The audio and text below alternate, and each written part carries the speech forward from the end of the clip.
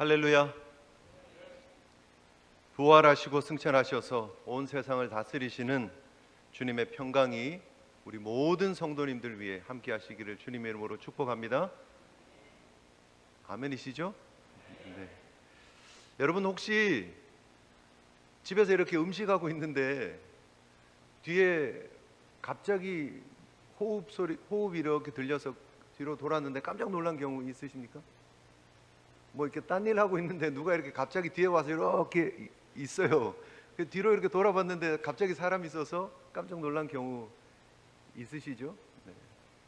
남편이 아내를 놀래키기도 하고 아내가 남편을 놀래키기도 하고 우리 자녀들이 학교 갔다 와서 괜히 엄마 뭐 이렇게 하고 있으면 가만히 있는 거예요. 그리고 뒤로 탁 돌아왔는데 깜짝 놀라가지고 왜 이렇게 소리도 없이 들어왔냐고 그런 경우들이 있으리라고 생각을 합니다. 깜짝 놀래죠. 그런데 이내 사라지죠. 깜짝 놀랐는데 계속 놀라면 어떤 경우죠?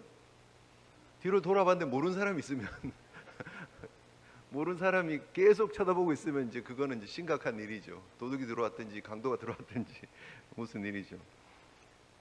이내 잠잠해질 수 있는 이유는 그 사람을 알기 때문이죠.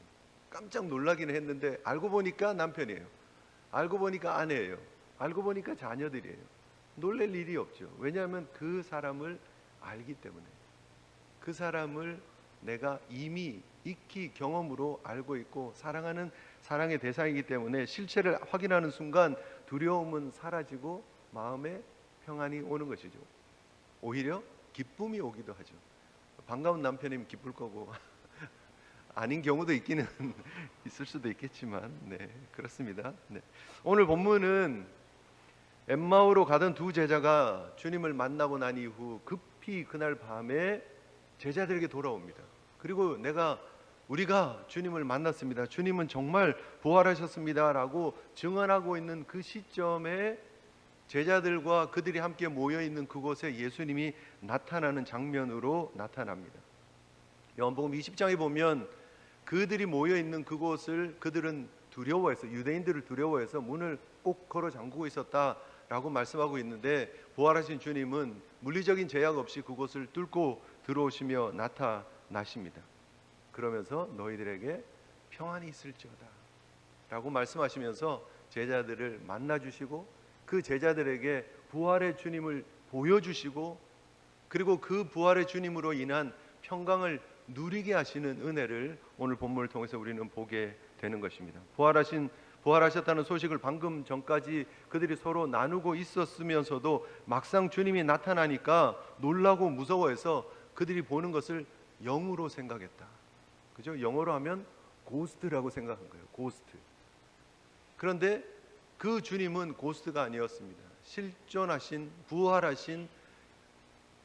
부활의 주님이셨죠. 그래서 육도 있고 오늘 본문에서 표현하고 있는 것처럼 너희들이 두려워할 필요가 없다. 내 손과 발을 보아라. 나인 줄 알아. 나를 만져보라. 영은 살과 뼈가 없지만 너희 보는 바와 같이 나는 있다라고 얘기를 합니다. 나는 실제로 부활한 부활체다라고 주님께서는 말씀하고 계시는 것이죠. 그러면서 두려움에 질린 제자들에게 예수 그리스도의 부활의 본질을 소개해 주세요. 복음의 핵심을 가르쳐 주세요. 그리고 그들에게 진정한 기쁨으로 나가서 예수 그리스도의 부활을 증거하는 복음을 증거하는 사명자로 세워가시는 장면을 우리가 본문을 통해서 보게 됩니다. 우리가 길게 쭉 살펴보았던 복음서 누가복음을 이제 마무리하는 시점이기도 하지만 이것이 마무리로 끝나는 것이 아닙니다.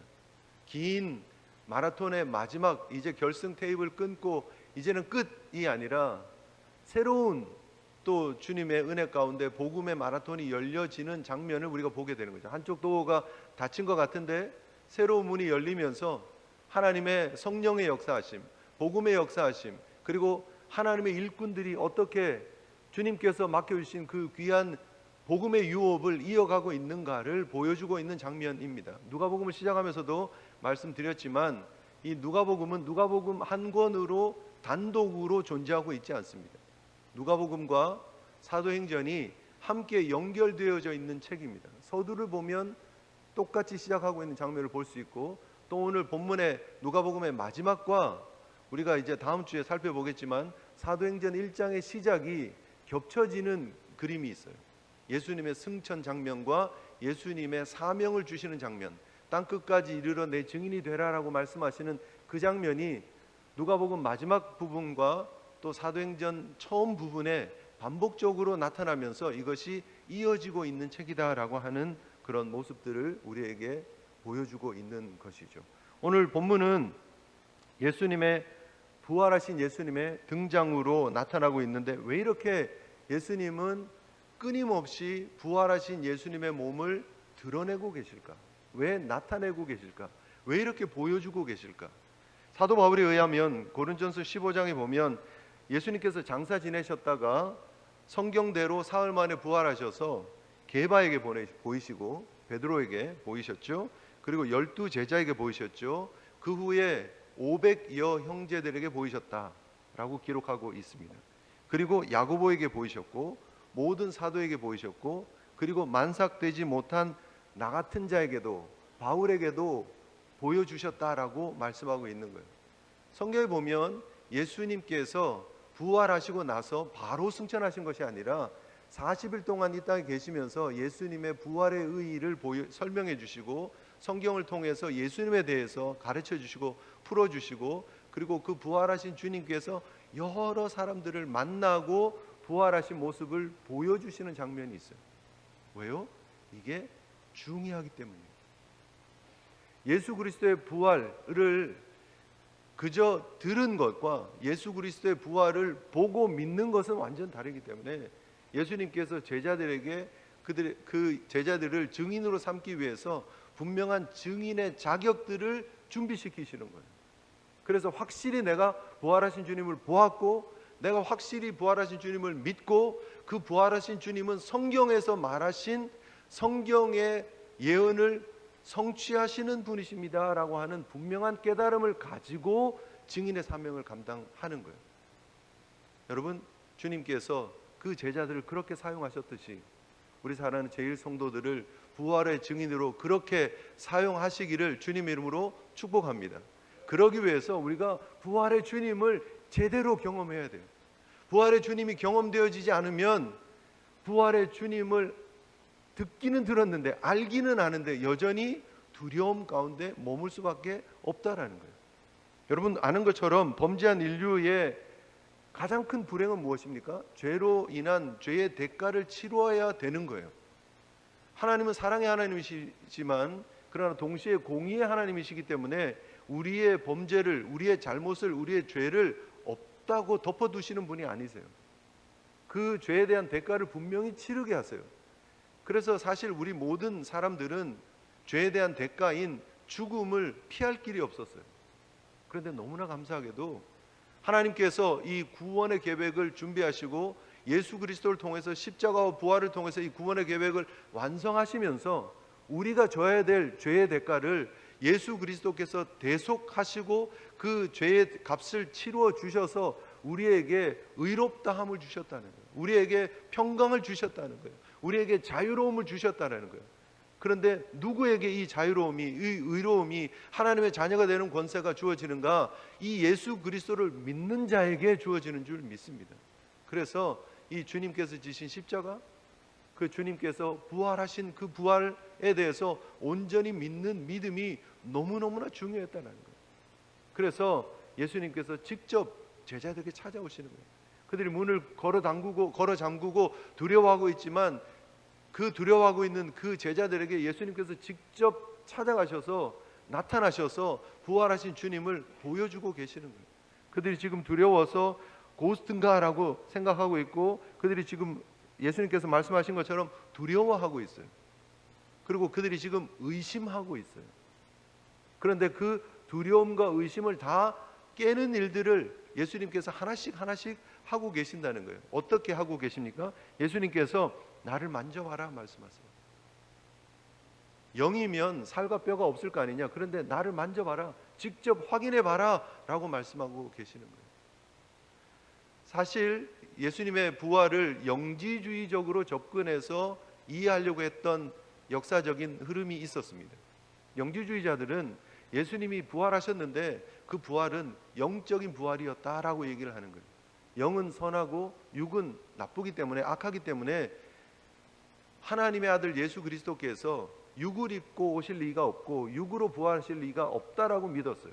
그래서 모든 걸 다 영적으로 해석했어요.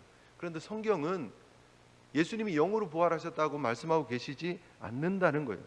분명히 육신의 몸을 입고 나타나셨고, 예수님이 특별히 그 손과 발을 보여주신 의미는 뭐냐 하면, 그리스도께서 친히 십자가에 달려 죽으신 그 몸으로 부활하셨다는 사실을 보여주고 있는 거예요. 그래서 예수님의 못자국을 보여주시면서 우리의 구원이 십자가에 달리신 예수님으로부터 비롯되어졌고, 그 못자국을 가지신, 우리를 위해 십자가를 지신 그분의 부활하심으로 완성되었다는 사실을 보여주고 있는 거예요. 그래서 십자가에 못 박히신, 우리를 위해서 찢기신 살과 흘리신 보혈로 우리를 구원해 주신 그 주님을 믿는 믿음이 너무너무나 중요하다라는 거예요. 교회에 다닌다고, 적을 두고 다닌다고, 신앙생활을 하고 있다고 끝이 아니라 우리 가운데 이 복음이 새겨지시기를, 복음이 믿어지시기를, 복음이 경험되시기를 주님 이름으로 축복합니다. 신앙의 연조가 중요한 게 아니에요. 우리가 이 부활의 주님을 믿느냐, 주님의 십자가를 믿느냐, 이것이 너무너무나 중요하다라는 거예요. 얼마나 이 부활의 주님이 중요하냐면, 제자들이 아직 기뻐서 들떠서 믿지 못하고 있을 때 예수님께서 어떻게까지 하세요? 나 정말 부활했거든? 그러면서 먹을 게 있느냐라고 말씀하시면서 생선 한 토막을 받으셔서 그것을 드셨어요. 눈으로 보고 믿으라고. 정말 믿지 않으면 안 되기 때문에 예수님께서 이런 과정을 밟아 가시면서 제자들에게 확실한 믿음으로 세워지는 제자가 될 수 있도록 하셨다는 거예요. 예수님의 부활이 단순한 환상이나 영적 현상이 아니다라는 사실을 보여주고 계시는 거예요. 확인시켜주고 계시는 거예요. 생선을 드시면서까지. 여러분, 이거는 굉장히 중요합니다. 우리의 신앙이, 여러분, 확인해가는 그 과정이 잘못된 게 아니에요. 의심이 들 수도 있습니다. 그런데 그 의심이 사라질 정도로 확실하게 예수님의 부활을 경험하는 것이 우리 기독교 신앙에서, 우리 크리스찬에게 너무너무나 중요하다는 거예요. 그래서 의심 없이 분명하게 예수 그리스도의 부활이 믿어집니다. 그 죽음과 부활이 나를 위한 것임을 믿습니다라고 하는 그 고백이 너무너무나 중요하다라는 것이죠. 예수님의 정신이 우리 가운데 있습니다. 이렇게 애둘러 가지고 표현되어지는 그런 경우들 굉장히 많죠. 나는 교회는 싫지만 예수님은 믿는다고, 예수님은 좋다고, 예수님의 정신은 내가 사랑한다고 뭐 이렇게 애둘러서 얘기하는 경우 굉장히 많습니다.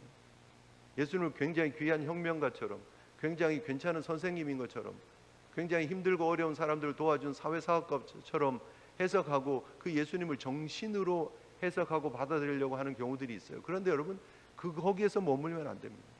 물론 그런 모습들을 가지고 계시긴 하지만 그것을 훨씬 뛰어넘어서 우리를 위해서 이 땅에 성육신하시고 우리와 같은 몸을 입고 오셔서 우리의 죽을 자리에서 십자가를 지시고 대신 돌아가시고 그 못 박히신 주님이 부활하셔서 우리에게 영원한 생명을 주신 것임을 믿으시기를 바랍니다.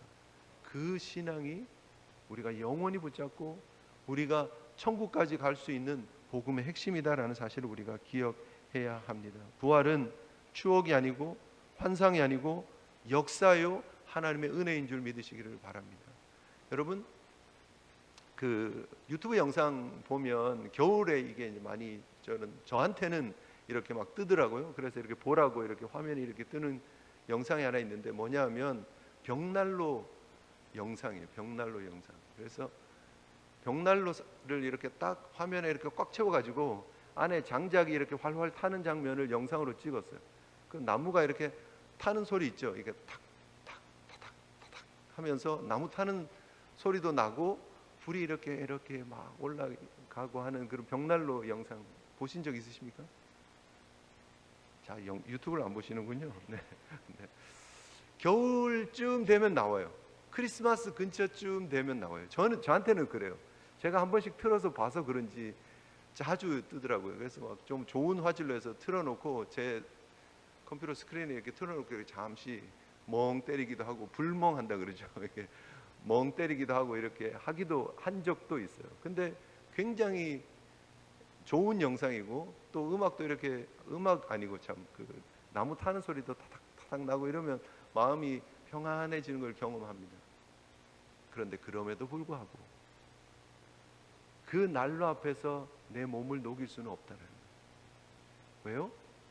가짜니까요. 진짜 벽난로가 아니라 가짜예요. 그냥 영상이에요. 그냥 보기에 좋을 뿐이에요.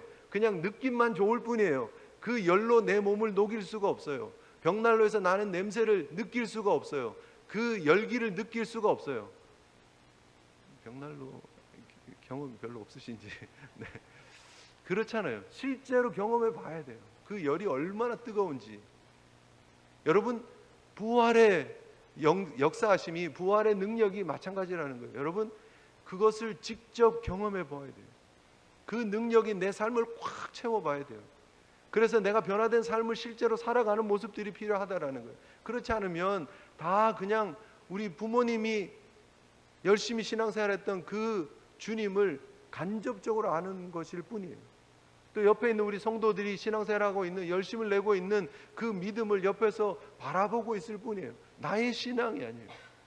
정말 중요한 것은 내가 1대1로 그 부활하신 주님을 만나고 경험했는가, 그 생명이 나에게 충만한가, 그 주님과 내가 연합했는가에 있다라는 사실을 기억하는 이 아침이 되었으면 좋겠습니다. 그러지 않으면 벽난로 영상 보고 와 좋다 하고 있는 거하고 마찬가지예요. 실제로 경험해 봐야 된다라는 거예요. 좋은 그 파인 다이닝 레스토랑에 음식이 서빙되어지는 거 영상으로 보면서 맛있겠다. 그 영상 한참 보고 나서 행복합니까? 실제로 먹어봐야 맛을 알지. 가봐야 맛을 알지. 경험이 중요하다는 거예요. 먹어봐야 그 오묘한 맛을 알 수 있다라는 사실이에요. 주님께서 말씀하고 계십니다. 나는 진짜다. 내가 정말 부활했다. 내가 사망 권세 깨뜨렸다. 그리고 내가 너를 연합해서 내 것으로 삼으셨다. 말씀하고 계시는 그 주의 음성에 믿고 반응할 수 있는 제일 성도들 되시기를 주님 이름으로 축복합니다. 그러기 위해서 여러분 말씀이 뒷받침이 돼야 돼요. 예수님께서 나타나셔서 자 봤지, 만져봤지, 경험했지, 끝 하고 가시지 않으시고 그 이후로 뭘 말씀하고 계세요? 또 이르시되, 이게 중요했던 거예요. 내가 너희와 함께 있을 때에 너희에게 말한 바 곧 모세의 율법과 선지자의 글과 시편에 나를 가르쳐 기록된 모든 것이 이루어져야 하리라 한 말이 이것이다. 이제 알겠니? 이거야 라고 말씀하고 계시는 거예요. 엠마오로 가던 그 제자들에게 주님께서 말씀하시면서 성경을 풀어주셨잖아요. 그때 어땠다고요? 그들이 성경을 풀어주실 때 그들의 마음이 뜨거워졌다라고 말씀했잖아요. 그 두 명의 제자들에게 하셨던 것을 또 지금 주님께서 만나셔서 반복하고 계시는 거예요. 나머지 제자들, 이 자리에 이제 도마는 없지만 나머지 제자들이 모여 있는데 그곳에서 주님께서 또 말씀을 풀어주시는 거예요. 구약 성경을 풀어주시는 거예요.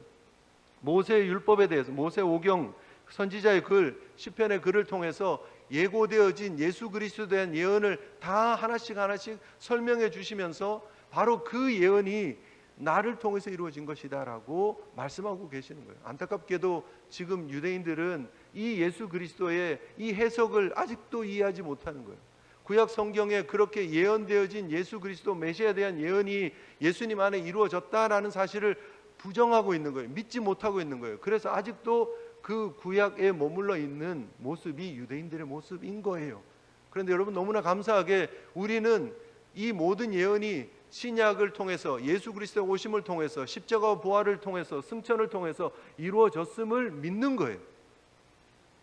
여러분 그것이 우리가 누리고 있는 축복인 줄 믿으시기를 바랍니다. 성경의 말씀이 우리에게 그저 우리의 마음에 위로와 평강을 주는 말씀이 아니라 이 성경의 말씀은 그리스도가 누구인지, 이 메시아가 어떤 분인지, 그 메시아가 나의 삶에 어떤 영향을, 어떤 변화를 일으켰는지에 대해서 분명히 말하고 있는 책인 줄 믿으시기를 바랍니다.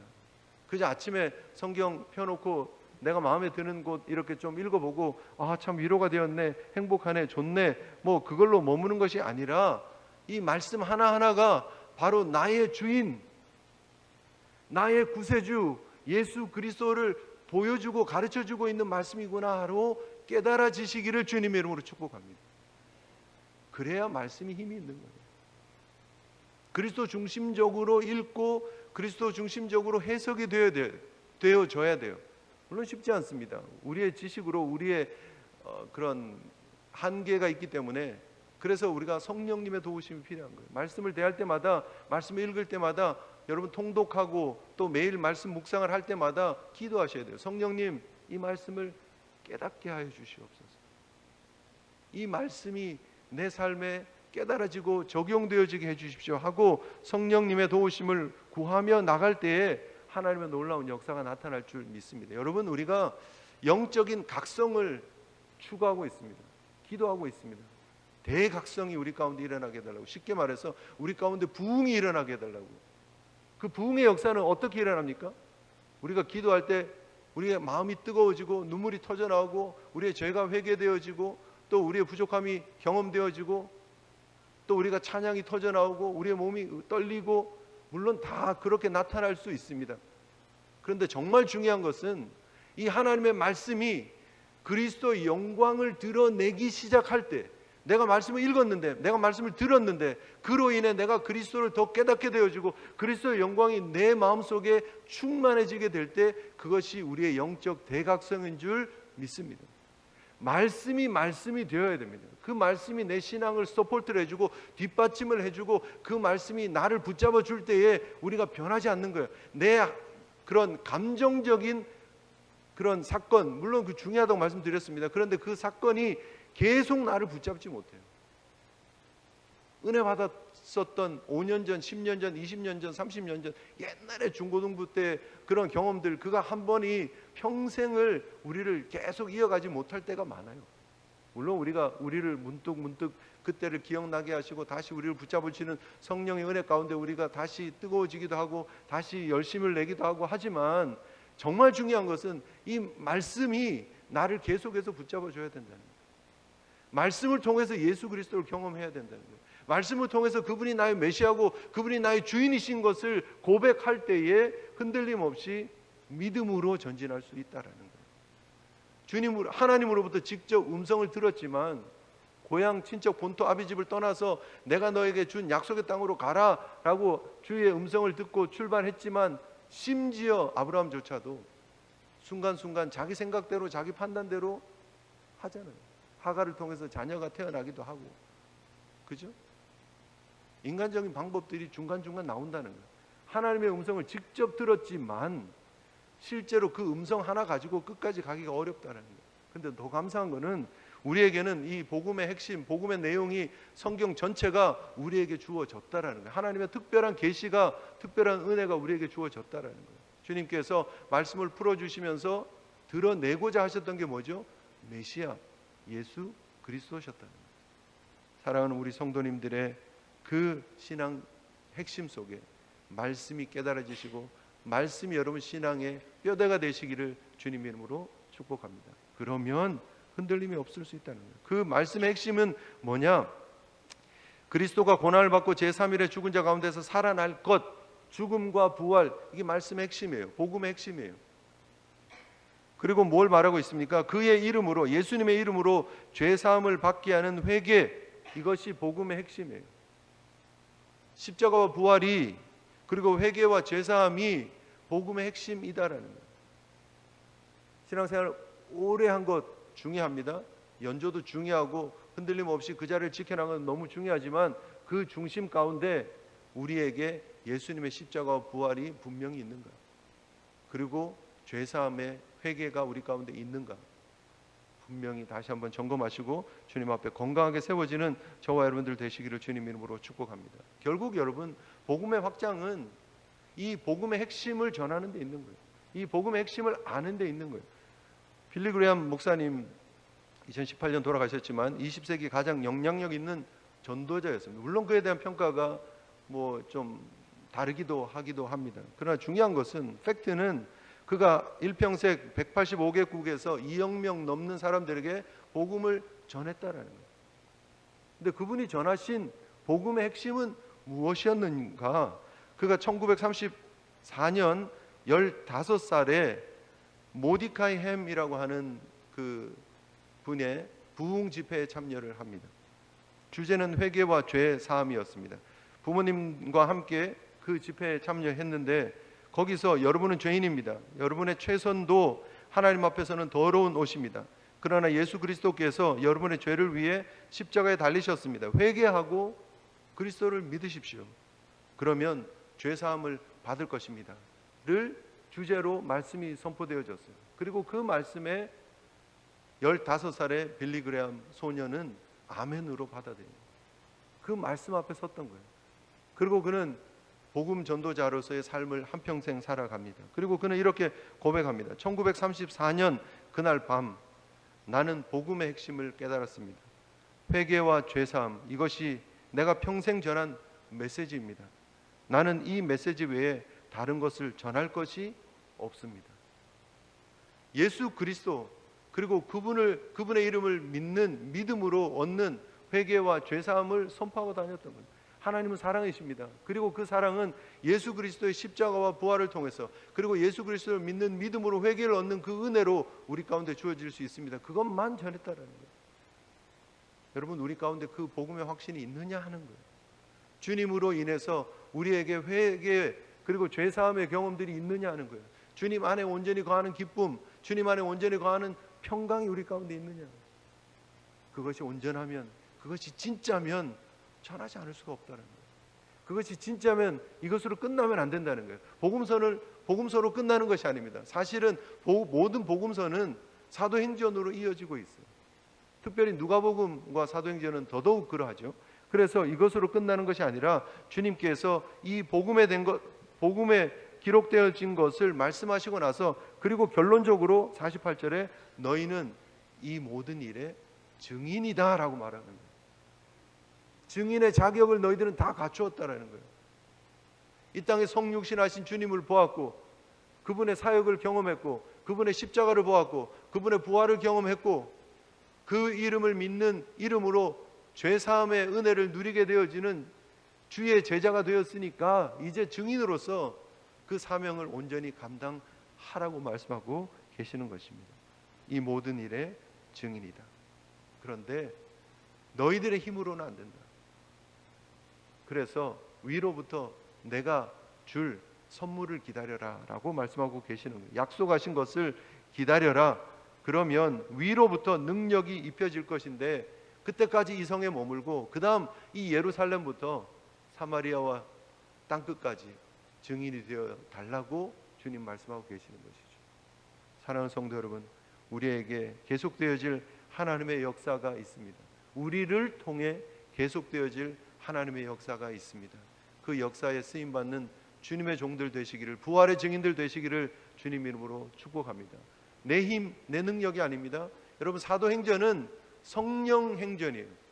성령님께서 어떻게 행하셨는가를 보여주고 있는 거예요. 아니, 조금 더 구체적으로 얘기를 하면 성령님이 덧입혀진 하나님의 사람들을 통해서 어떤 역사들이 나타났는가를 보여주고 있는 책이 사도행전이에요. 우리가 계속 살펴보겠지만 그 사도행전의 기록들이 과거의 기록이 아니라 지금도 계속되어지는 현재 진행형의 역사인 줄 믿습니다. 그리고 그 일을 위해서 우리 교회가, 우리 사랑하는 성도들이 함께 쓰임받는 역사가 나타나시기를 주님 이름으로 축복합니다. 주님 오실 때까지 이 귀한 사명 감당하며 내 힘, 내 능력이 아니라 주님이 덧붙여 주신 주님의 전신갑주 입고 귀한 사명 잘 감당해 나갈 수 있는 저와 여러분들 되시기를 바랍니다. 그럴 때에 진정한 기쁨이 우리 가운데 충만한 거예요. 이들이 주님의 이 명령을, 새로운 사명을 받았습니다.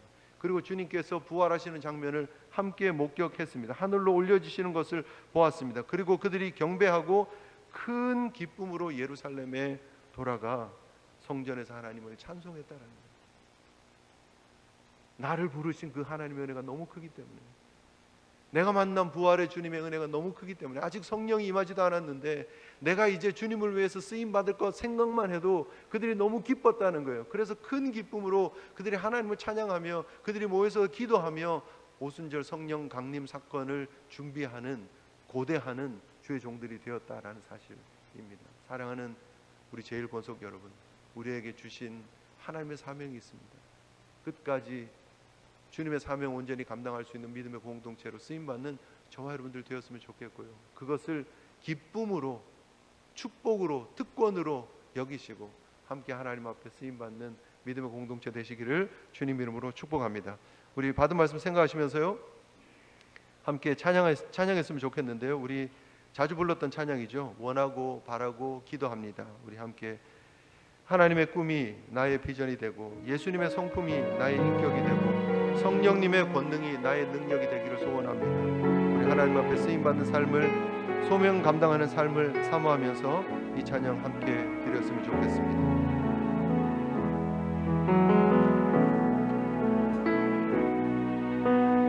이 세상을 살아가는 동안에 나의 힘을 의지할 수 없으니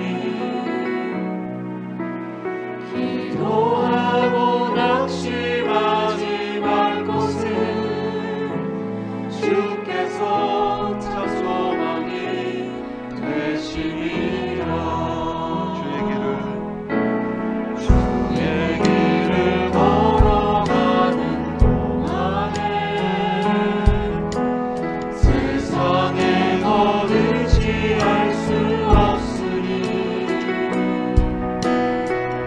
하고 낙심하지 말 것은 주께서 참 기쁨이 되시리라. 하나님의 꿈이 나의 비전이 되고 예수님의 성품이 나의 인격이 되고 성령님의 권능이 나의 능력이 되길 원하고 바라고 기도합니다. 하나님의 꿈이